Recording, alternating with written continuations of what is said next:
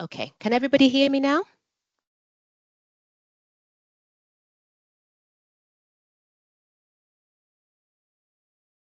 Oh, perfect. Okay, great. So in that case, I will just share my screen again.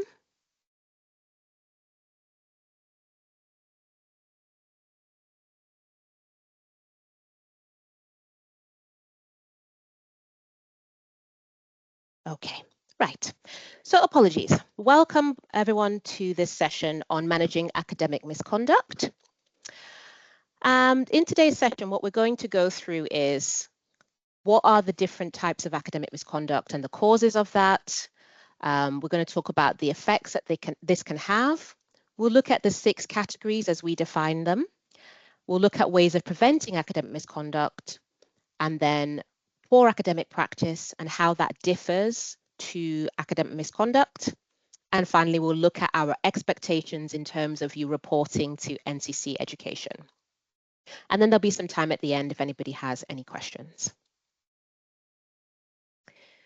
So in terms of academic misconduct, we use Ofqual's definition, and that definition is any deliberate activity, neglect, default, or other practice that compromises the integrity of the assessment process and/or the validity of the certificates. So you can see from this definition that actually it can come from various aspects. It's like a trifactor. It can come from us at NCC Education. If there's something that we did, for example, if we were to release the question papers early to one center, then we would be compromising the integrity of our assessments. If there was something that you as a center did, maybe not following our exam invigilation procedures, then again, you'd be compromising the assessment process. But it can also come from students, and let's face it, that's the majority of the misconduct that we deal with, and things that they do that compromise the integrity of the assessment process. So we have tried to understand what are the causes when students choose to engage in academic dishonesty. And we've done a survey of our various centres and we've come up with some key causes. So here are some of the key causes. A lot of the time, there's a lot of pressure on the students to succeed. We're talking about high stakes, assessments here, determining students' future lives, study, career. And so they do feel under pressure that they need to do well. They're feeling that pressure from parents, from their peers, from their teachers, and they're afraid of failing. And so to try and meet these expectations, they will sometimes engage in academic dishonesty. Another key cause is lack of time management skills. So not keeping on top of, when things are due, when exams are coming, and then it all becomes very overwhelming when they've left it to the last minute, and then they resort to cheating. There is also lack of understanding. So if the student isn't understanding the content that they're being taught and they've fallen behind, they're going to find it very difficult to, answer exam questions or to write an assignment on the topic. So again, they're tempted to cheat. Lack of skill. So at times it's because they don't really understand about academic research. They don't really understand what is a suitable or acceptable source to use in their work. How do I keep an accurate record of my various sources that I'm reading, my web pages that I'm accessing? How do I go about acknowledging this in my work? So they're not understanding that. Peer influence is another factor. So students might feel that, oh, so-and-so is doing it or everybody's doing it, and so they feel they're going to join in with that as well. Then there's lack of academic integrity education. So it kind of goes hand in hand with the lack of skill, but this time it's that they don't really understand what is academic misconduct. What are the rules around it? What's going to happen if I'm found to be doing it? And then personal issues. There might be things happening in the student's life, making them not able to really fully engage with their studies, able to concentrate on, their revision or their assignment, and then they turn to cheating as a way of kind of coping and getting through the process. And later on in the session, we'll look at some of the ways that we can prevent it. So understanding the causes can actually help us to think about how we can support our students so that this doesn't happen. But now we're going to look at the effects of academic misconduct. So clearly there could be a damage to reputation. If students are, engaging in academic misconduct, then it brings into question the integrity of the NCC education qualification. If a student has this qualification, but they don't have the skills and the knowledge that you would expect that student to have because they've actually cheated to achieve this. If a centre is not managing the misconduct, then it brings your centre under reputational damage because it affects the way that NCC Education would view your centre, or the way that other students or employers or educational institutions would view the centre. There could be legal implications depending on the scale of the misconduct that we're talking about. We do have to report to our, to Ofqual and to Qualification in Wales, who are our regulating bodies. We have to report things that happen in terms of misconduct. So depending on the scale of it, it could actually lead to some kind of legal implications as well. And diminished academic standards, because if students are engaging in cheating, where is the incentive for them to learn, for them to understand, for them to grow? They're not going to have that academic understanding. It can also affect the morale of the students, so the students who are being honest, who have academic integrity. If they are seeing their peers engaging in these behaviours and it's not being dealt with and managed, then they can become very demotivated and disillusioned with the whole process, and again may feel tempted to join in. And then there's obviously a risk of disaccreditation. So if a centre is not managing the misconduct, then NTC Education might take the step to say, actually, you can no longer be an accredited centre. But even NTC Education, we are answerable to our regulators, so we don't want to put our accreditation with them at risk either. So now let's look at the different types of academic misconduct. So misconduct in examinations. This we will talk about. We'll talk about what it is and how to deal with it. And we'll also talk about collusion, what it is, and plagiarism. Impersonation, we're not going to go into too much detail. I will just say that it's kind of covered under some of the other categories. So impersonation could be in an exam if somebody is pretending to be somebody else. So it would come under exam misconduct, really. And that's the reason why we do check the student's ID at the start of an exam. Impersonation could be somebody writing an assignment and pretending to be someone else. Well, that's obviously going to be covered under plagiarism. Fabrication of results or observations, we're not going to spend time focusing on that in today's session. I will just say that if a student needs to collect data or create results in some ways, that if the student is fabricating the data or they are falsifying it to try to fit with a theory, then that would be academic misconduct and would need to be managed. And then we're also going to look at poor academic practice. We'll see what it is and how it differs to academic misconduct and how we might penalise it differently as well. So we'll begin with misconduct in examinations. So it could be any of these categories. It could be that a student has brought something into the exam room which they're not permitted to bring.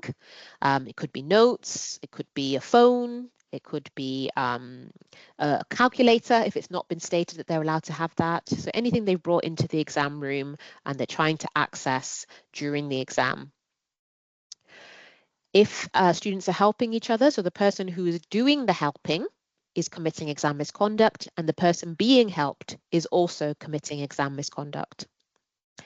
And finally, if there is any kind of communication between the students in the exam room, that constitutes exam misconduct as well. And so students need to be made aware of that if there's any issue and they need to speak to somebody about anything, it's one of the invigilators that they should be speaking to and not their peers.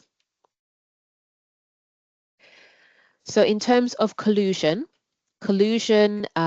is when students are either working together on something or producing part of the work together or preparing the work together. And we at NCC Education don't currently have any type of assessment where students would be expected to do that. On all of our assessments, students are supposed to be working individually. Um, and if we ever did change that, we would make it very clear on the assessment rubric. So currently, there is no expectation. In fact, the expectation is the opposite, that the work must be their own and must be solely produced and prepared by each individual candidate. So in terms of coding and collusion, we do understand that when it comes to coding, there is going to be some similarity in the student's code, such as the same data structure, flow of logic, order of classes and objects. Nevertheless, we would expect that each student's work is substantially different from the others, because we as examiners need to be confident that each of those individual students can actually meet the learning outcomes on their own. When we talk about plagiarism, what we mean is if someone is using either someone's words or ideas, theories, models, graphs, images, using somebody else's property without acknowledging that. So it could be that they have, quoted directly, or they've just copied sentences or paraphrased sentences. It could be there is a particular model that this person has created and they want to reference that within their work. Anytime they are doing something that is not their own original idea, they must acknowledge where that's come from. If they haven't done that, then that would be plagiarism. Coding and plagiarism. So again, with plagiarism, again with coding, just like we had that issue with collusion, we do know that with plagiarism, that students do need to use some external sources. But what we would say is that any external sources that are used, they still need to be acknowledged of where it's come from, but also it shouldn't just be used as it is. It needs to be significantly modified and edited to fit the purpose of the assessment. So they shouldn't just be taking the external code as it is. They do need to be modifying it. And if the student has only met the learning outcome through the borrowed external code, then the student won't be able to get the marks for that. So self-plagiarism is another aspect of plagiarism that causes problems. How this happens is where a student wants to reuse something that they've previously submitted. Once a student has submitted something, we would class that as now being a published piece of work, if you like. And so they still need to be thinking about referencing it the same way that they would anything else. So it can sometimes happen if a student maybe has failed the unit once and they're trying to resubmit and maybe just made a few edits and changes based on the feedback that they've received. It can sometimes happen where they just paraphrase sections of their old work, or maybe they want to use some of the data from their old work. It can sometimes happen when a student, maybe they have some modules that have similar themes, similar ideas across them. So they've passed something already, they submitted something and they've passed that assignment. And in this new module, there's some similar ideas and they want to use some of the theories that they came up with in their previous assignment. They want to use that in this new module. So that's another way that it can happen at times. And we do accept that there are going to be times when a student wants to do that. They might want to use the data or some ideas or a theory or something from their previous work. However, like I said, they still need to be referencing it the way they would any other piece of work. And the same rules around plagiarism apply. So when later in the session, I'm going to be looking at the four categories of plagiarism. So when we're reviewing a Turnitin report, there are four categories of plagiarism that we're kind of looking for, and they would still apply in the case of self-plagiarism. So we'll talk about that a bit later. We do sometimes consider students for a bit of leeway on this, and we might say, okay, it's more like poor academic practice, but obviously this can only happen once before it actually would need to be fully penalized. So just an example of how you might do that. So I'm using an example, imagining that I have submitted a piece of work in the spring 2023 cycle, and it was the marketing and business unit. And I want to use some of the ideas or theories or whatever from that in my new assignment. So the in-text citation, I've said the data revealed 1 in 10 adults are familiar with the product. And then I've used my last name as the author's last name, and I've put the year that it was submitted. So that's the in-text. And in the reference list, I've followed the Harvard style referencing using my last name, my initial year of publication, and I've used the name of the assignment as kind of the title of the publication. So speaking of the Harvard style citation, that is the referencing style that we use at NCC Education. So students need to be taught it. We do have available on the VLE a guide that you can share with students.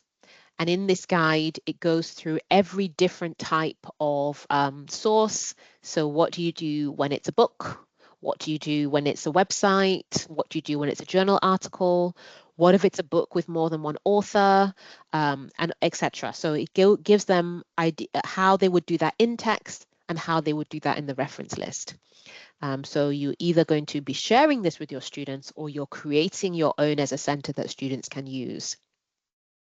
Because we don't want students to be shying away from backing up their ideas, because it's not a good assignment if it's just their ideas. They need to actually be showing their wider reading and supporting and justifying their ideas based on their wider reading.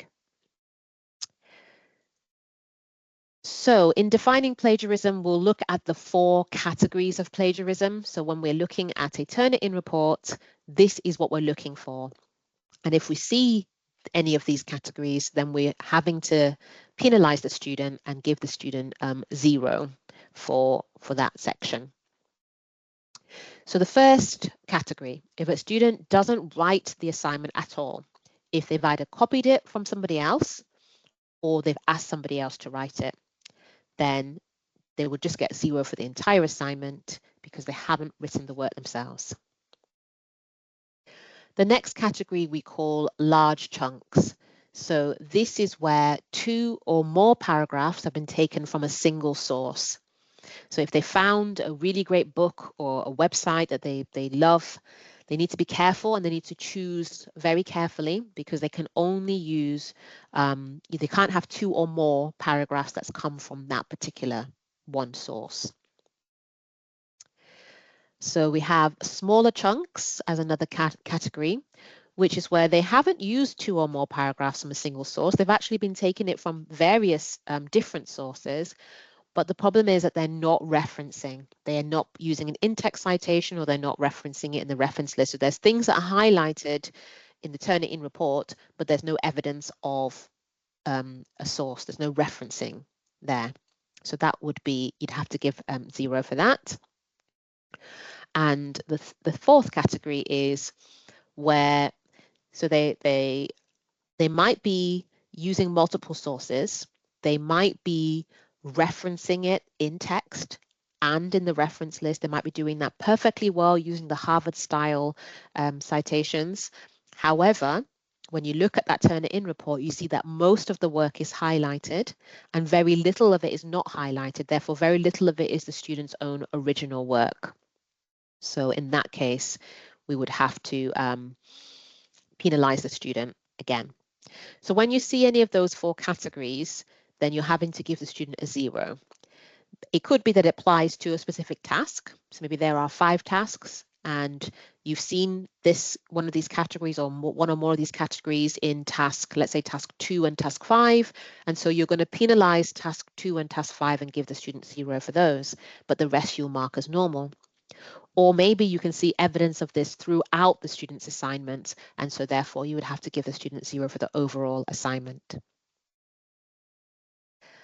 Okay. The next is about preventing misconduct. So we've talked about what we think the causes are, and that can actually help us to identify ways in which we can prevent it. The first thing we can do is we can educate students in academic integrity. We can teach them what we mean, what is misconduct, what is plagiarism, what would constitute cheating, what would be collusion. So we can teach them exactly what it is and support them in that sense. We can also teach them obviously what the consequences would be if they are engaging in academic dishonesty. We can promote a culture of integrity. So we want the sort of classroom where students know that, we value learning and personal growth. It's not so much about having the best grade. It's about, what have you learned? How have you grown? And we're actually rewarding students for demonstrating integrity in their work. And promoting this culture, I think, is something that should be starting very early on, right from kind of induction or orientation week, that we are always keeping at the forefront of our mind these conversations about academic integrity. We should implement clear policies and consequences. So obviously NCC Education, we have our policies that we expect you to adhere to. You as a centre will also have your own policies around it. So these need to be implemented, and making sure that students know what are the consequences, what will happen if I do any of these misconduct activities. Use technology to detect plagiarism. So we give you a free Turnitin account, and so that should be used obviously to check the student's work. But it goes alongside what I was saying about that culture of integrity, is that this shouldn't be something that's done at the last minute once the students have completed their final work and the assignments have all been marked, and then the person who's responsible for submitting, who might not even be the teacher of the class, will then at the last minute put it through Turnitin and apply penalties. Really, this whole checking for plagiarism needs to be happening throughout. If a student is handing in, even if it's a 300-word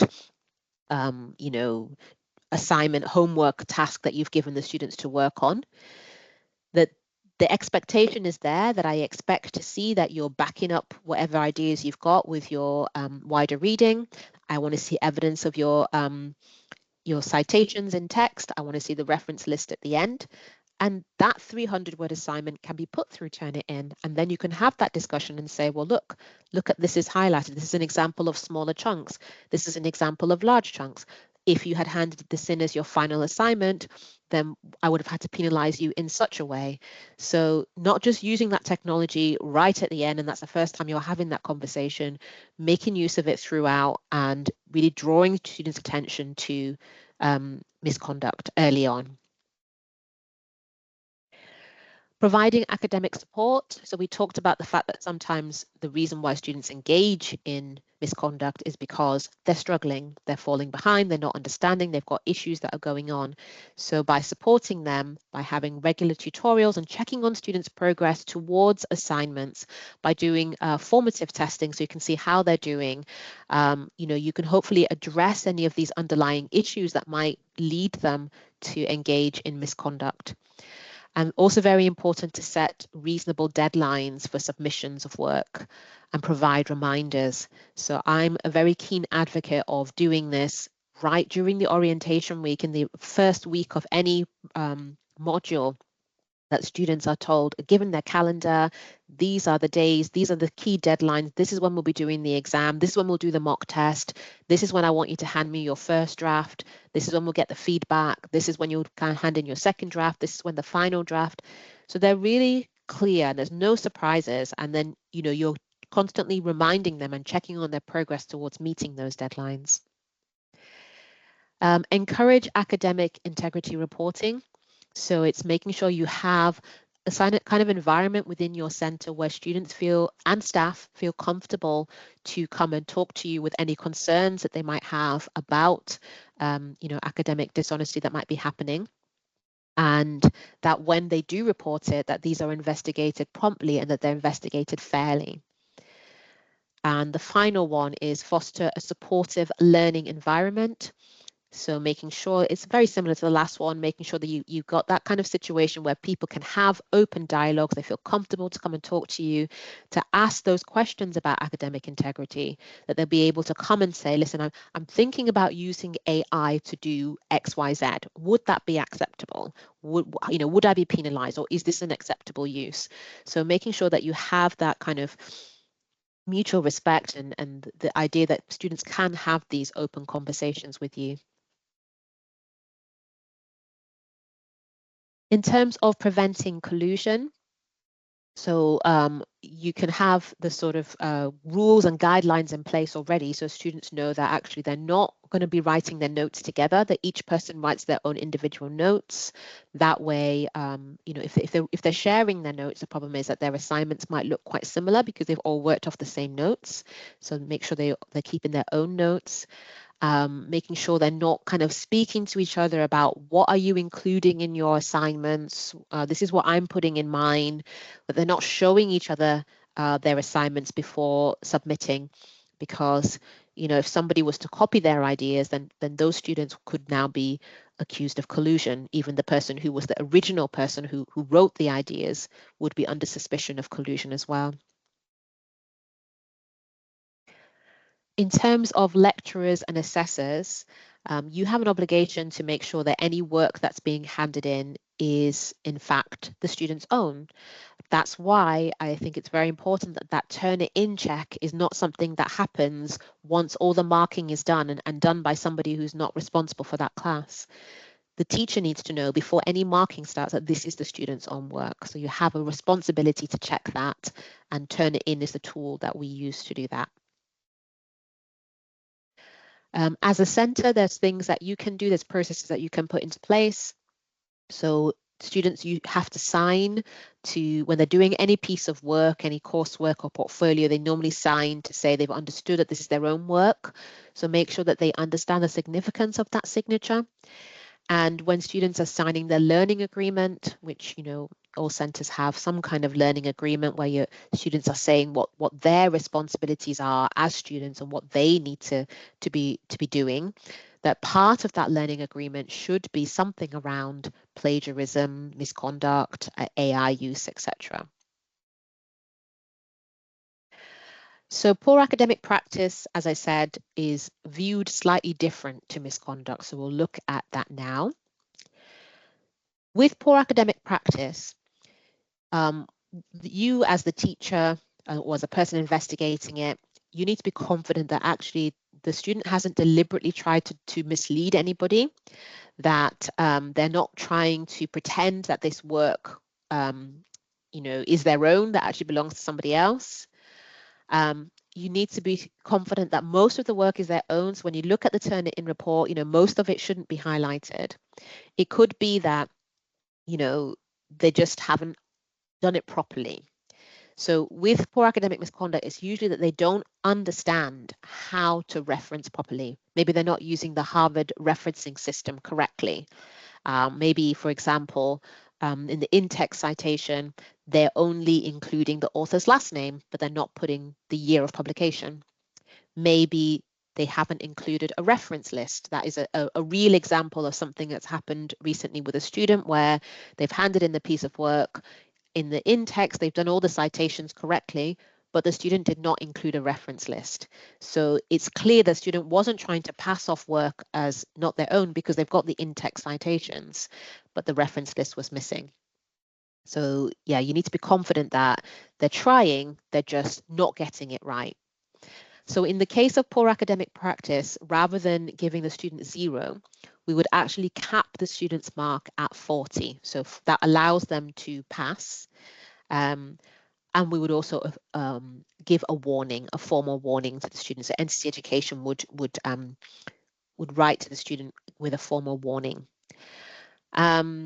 We hope, though, that if you've kind of taken on board the points we've said about preventing misconduct, that actually we can also prevent poor academic practice by some of those other tips and tools that we've been talking about. Like in the example I gave about the student who didn't include a reference list, that student was on track to get a distinction. But unfortunately, because of not including a reference list, that student now got just a pass. And I would argue that perhaps at some point there could have been intervention from the teacher if the student handed in that piece of work maybe at 9 a.m. saying, look, come back to me in a couple of hours when you have your reference list. Obviously, I don't know the particular circumstances. It could have been the student handed it in last minute. It could have been the teacher did advise them to do a reference list, but they still didn't. But we would like to think that there's steps you can put in place to actually eliminate poor academic practice as well. Using Turnitin as a teaching tool. So this is another thing available to you as centres to support you. In fact, next week we have a session with Turnitin where they'll be talking about some of their using Turnitin and also some of the resources they have available. They are a really fantastic resource for you. If you go onto their website, they have so many teaching tools and activities that you can use with your class. And these activities will help students to understand referencing, help them to understand what we mean by good academic practice. It will help them to know, what is plagiarism? What does it look like when my teacher is looking at the Turnitin report, and how are they checking, and how are they making their decisions? So I would really recommend that if you haven't already, please do engage with it and use it with your class, because I think you and your students will find it very, very useful. They also have other resources that can be used in terms of, talking to students about the use of AI, what's acceptable, what isn't, and also having those difficult conversations with students if you're put in a position where you have to now investigate. It gives you tips of how you might conduct that investigation, how you might have those conversations with students as well.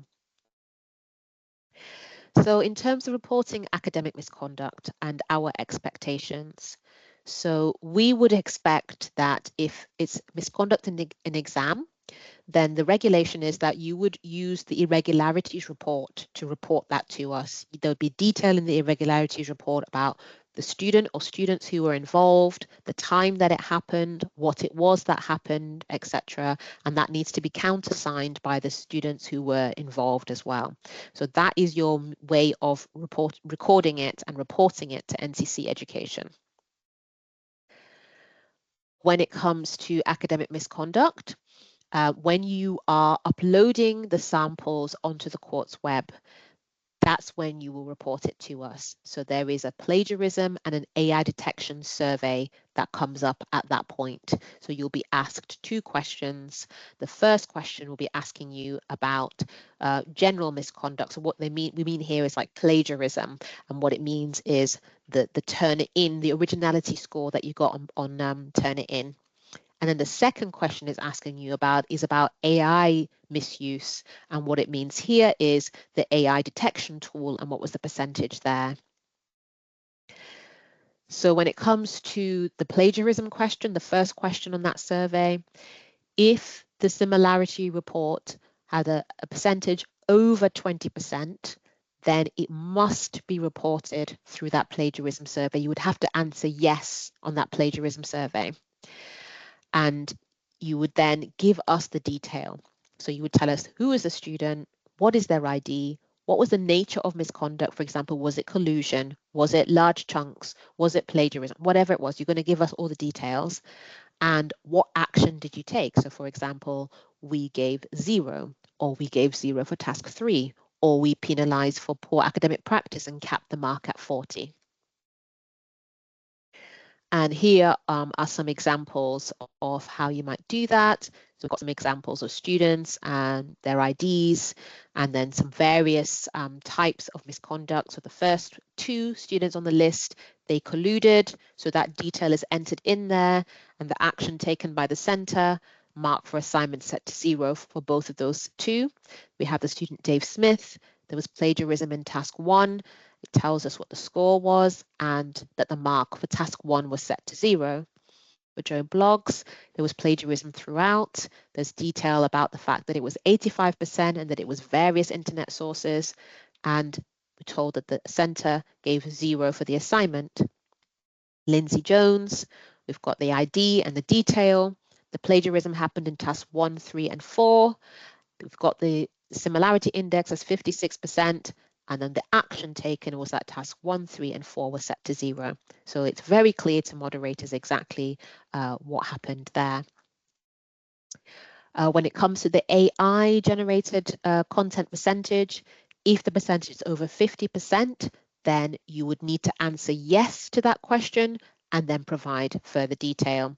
Just like before, the student's name and ID, a brief description, and the action taken. The expectation when you find above 50% with AI generated content is that an investigation needs to happen. So you would need to have an investigation with the student or students involved. That investigation might take the form of a conversation with the student. So you might meet with the student and ask them about whether they used AI, what they used it for, and make a decision about whether that was an acceptable use and whether you're going to penalise. It might take the form of a viva, where you ask the student detailed questions about their assignment. And if they're able to answer confidently, then you could take the decision that, okay, we're going to accept that it is the student's own work. But if they are struggling and not able to speak about their assignment, then you might decide to penalise them. So you hold an investigation, and whatever the outcome of that investigation is, you tell us what the outcome was and what action you decided to take, as in, did you penalise? How did you penalise? Did you not penalise? So here we have the example. We've got John Smith and his ID. There was a high percentage of the AI, which was 79%. So the lecturer had a meeting with a student, and that student actually admitted to using AI tool without referencing that they had done so. So the lecturer gave the student 0. So we've got all that detail about the student. Then we've got Kate Jones, we've got her ID. She also had a high percentage, 51%. So the lecturer spoke to her. This time she claimed that she did not use AI tools. So the lecturer decided that they would report to NCC that we did find this, we did investigate, but we have not penalised because the student said she didn't use it. We just need that information. Even if you decided not to penalise, we still need that information. Then in terms of sanctions, we have a comprehensive breakdown of all the sanctions that should be applied to any cases of misconduct. So if you look at our misconduct policy and you look at section 5, you will see sanctions there that will answer any questions you might have about what to do when it comes to misconduct. So I've kind of summarized that for you today, but going on to that will give you the detail.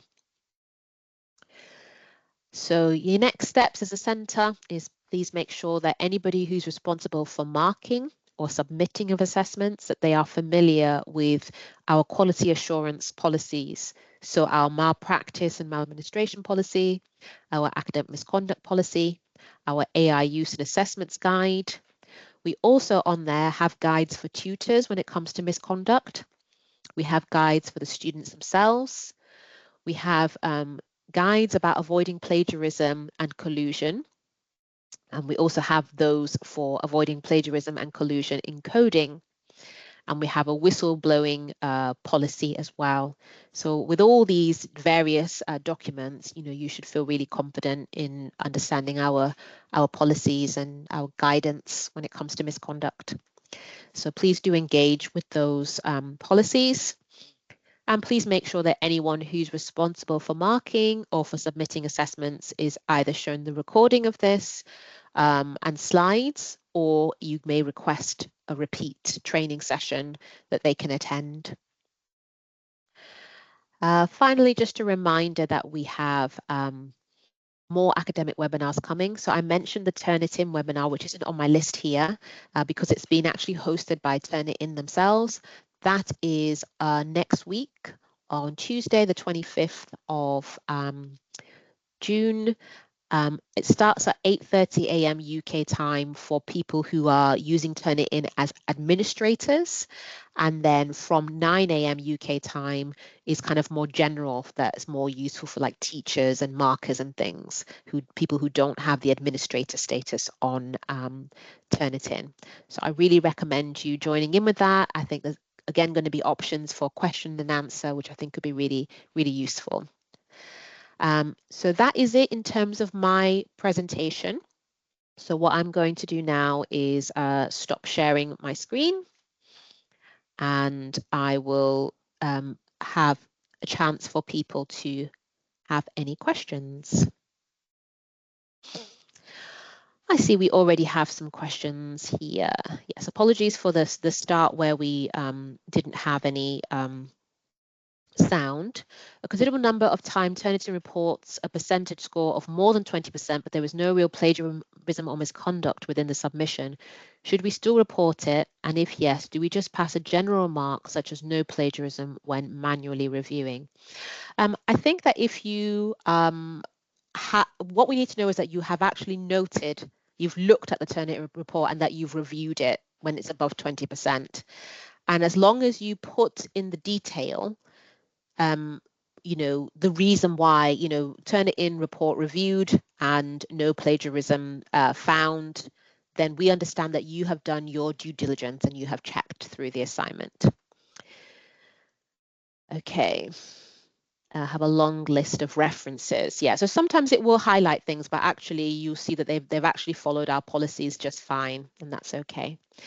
Someone has their hand raised, but what I'm not sure is if you will be unmuted or not. So if you're not able to speak, then please do type something into the chat. If you are able to unmute yourself, then please do. But if you're not, please type into the chat.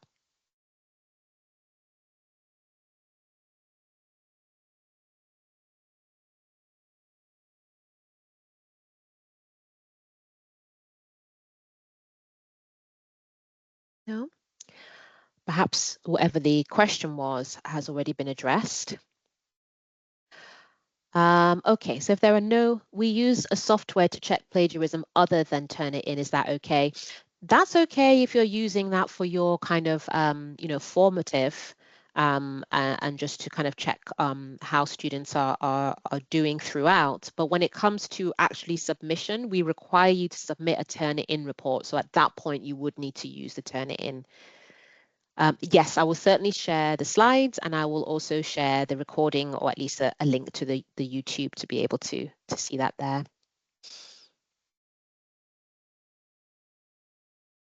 Okay. Just wait to see if we have any more questions. No?